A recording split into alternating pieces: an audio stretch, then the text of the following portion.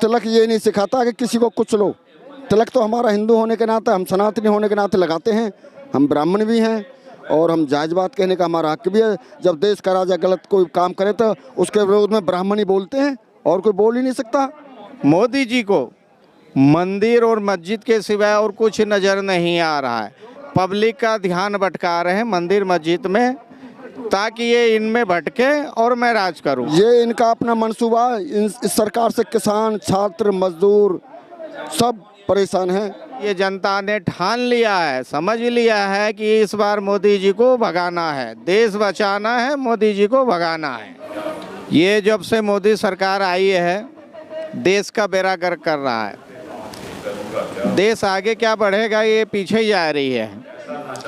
कभी नई नई कहानी बनाते रहते हैं।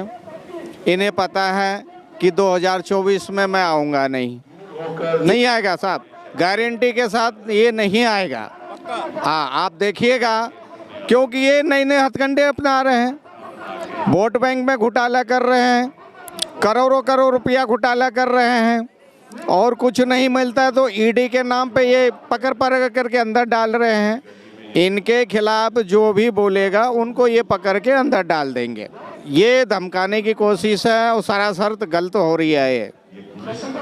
ये जानबूझ के किया जा रहा है। इनको पता है कि ये विपक्ष जो है, इस बार जो इंडिया गठबंधन हुआ है और 2024 में इंडिया गठबंधन की सरकार बनने जा रही है, इसीलिए ये मोदी सरकार ये हथकंडे अपना रही है। ध्यान देना चाहता हूँ कि मोदी जी को मंदिर और मस्जिद के सिवाय और कुछ नज़र नहीं आ रहा है।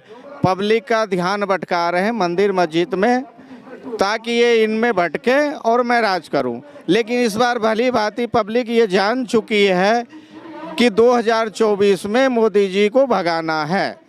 देश बचाओ, मोदी भगाओ। ये जनता ने ठान लिया है, समझ लिया है कि इस बार मोदी जी को भगाना है, देश बचाना है, मोदी जी को भगाना है। आप कुछ नहीं है, ये सिर्फ ढकोलेबाजी है और कुछ नहीं है। ये मोदी जी भी जानता है कि 2024 में मैं नहीं रहूँगा, इसीलिए तरह तरह के हथकंडे अपना रहा है।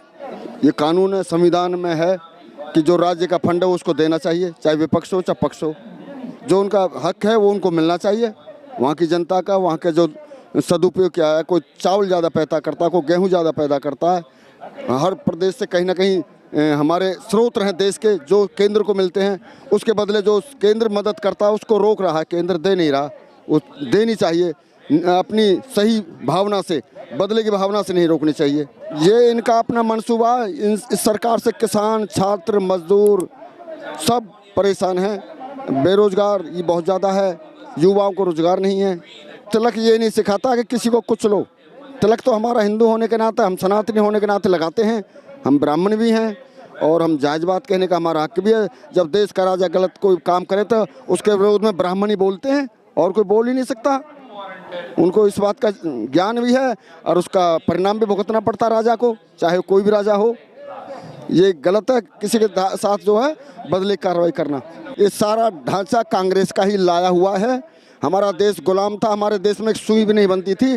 पंडित जवाहरलाल नेहरू ने जाकर के विद्वांसों से सबसे ज़्यादा मित्रता हमारे साथ रूस ने निभाई, जिसने हमें इंडस्ट्रीज दिए, हमें इंजीनियर दिए, और उसने कहा आप भीख नहीं मांगिए, आप अपने देश में ढांचा खड़ा करिए। जो सरकारी तंत्र खड़ा कराया उसको ये रोज़ बेचने लग रहे हैं। ना इन्होंने शिक्षा छोड़ी, ना स्वास्थ्य छोड़ा, ना पानी छोड़ी, ना बिजली छोड़ी, ना रेल छोड़ी, ना भेल छोड़ी। इन सब को बेचने लग रहे हैं। ये तो खाली टैक्स पर कमाने पर लग रहे हैं। लोगों का रोज़गार कम कर दिया। हरियाणा रोडवेज ऐसा ट्रांसपोर्ट विभाग है जिसमें सबसे ज़्यादा आमदनी होती है। सवारी पिछली खिड़की से चढ़ती है, अगली खिड़की पर टिकट लेकर उतरती है, और वो घाटे में होने का सवाल नहीं है। इन्होंने उसको भी बेच दिया।